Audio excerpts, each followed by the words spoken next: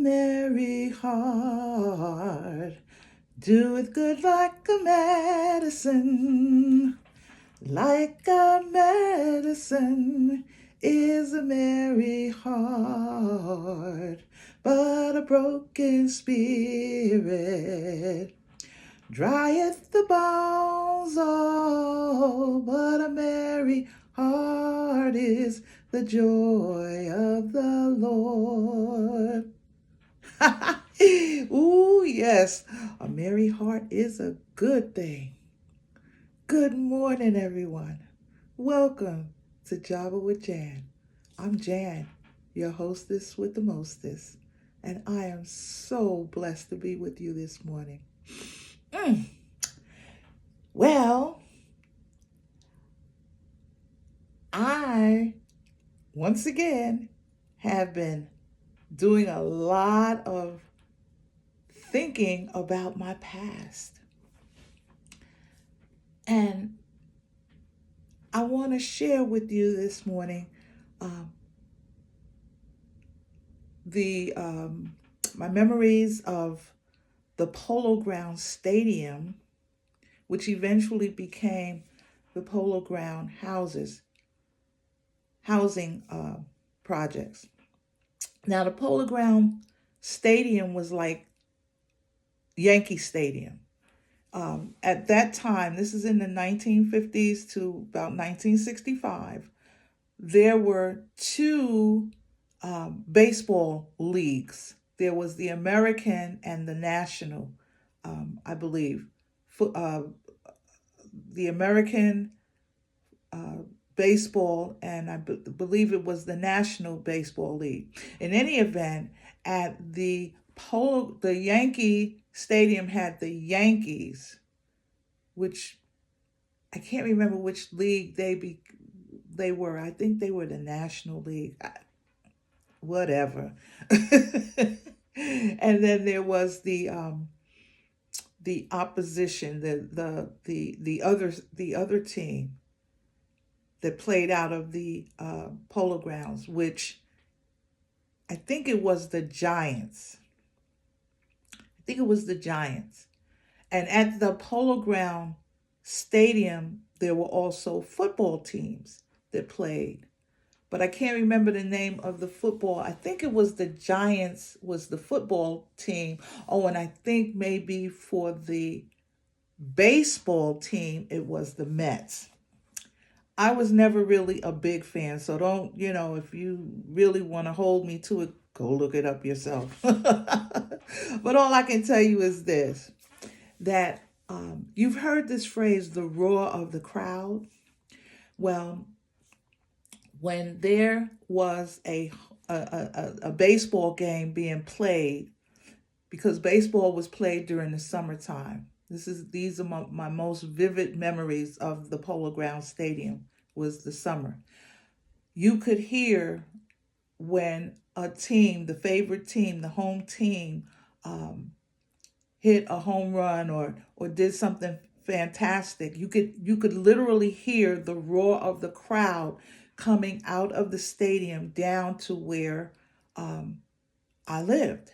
Now, the stadium was at 155th Street off of 8th Avenue, and I lived 149th Street off of 8th Avenue, and there was a long park, was called the, dang, I can't even remember the name of the park now, but it's stretched. See, that's why when you're young, you gotta you gotta use that brain while you're young. It's stretched from 145th Street and Bradhurst Avenue to 155th Street and Bradhurst Avenue. Oh, it was called Colonial Park. That was the name of it. And Colonial Park had a swimming pool. We had a huge swimming pool with two depths. We had the 3 foot, which was humongous, and then there was the high diving area, the deep end, and then we had a park, Colonial Park. We also had an area was called the where they used to come and do We used to see plays and hear concerts. It was called, what I think we called it, the grandstand or the bandstand area, but it was like an amphitheater. So we saw plays, we even saw movies. They would come out and show us movies. Um, we'd have concerts. We'd have opera. Um, it was quite puppet shows. That's the first time I saw the marionettes, the wooden with the strings, not the ones that just sit on your lap and you put your hand up their back. But we saw the actual puppet shows. And I think they were Punch and Judy type of programs. But it was great. We heard big band music, we heard jazz, um, we saw miniature operas. It was just a great mix of culture. And then there was the playground part of Colonial Park, which on our end from 148th Street down to about 151st Street had the playground park. We had a mini basketball court. Um, we had the supervisor's house. Supervisor's house office. We had the boys and girls restrooms. We had the monkey bars. We had the slides. We had the what's the up and down called? The seesaws. And then there were the swings. You had the big swings and then you had the little swings, okay? The big swings was for the big people, the little swings for the babies. Then you had another basketball court. Then you had another huge outfield for softball. And then you came to the next park, which was getting closer to the stadium. And that had a swimming pool. That had a kiddie pool. That's where you took the little kids, the little toddlers and stuff. You took them to that piece and sprinklers and stuff, and then they had the swings. That park was geared basically for the little ones. And then there was the Yankee Stadium, and not the Yankee Stadium, but the Polo Grounds, and we would know when there was a baseball game by the people coming through the neighborhood. And during that time, we see all these white people.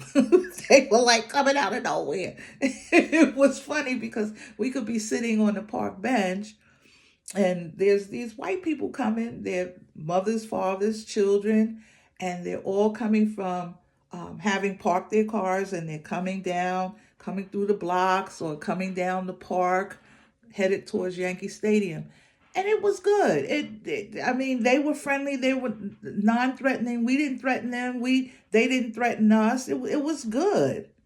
It was good. And we didn't go to the games, but you know what? They paid to see the games, but we knew where we could go to kind of see the game for free, because there was a bridge connecting Manhattan to the Bronx that ran from the Polo Ground Stadium over to the Yankee Stadium area. It was called the 155th Street Bridge.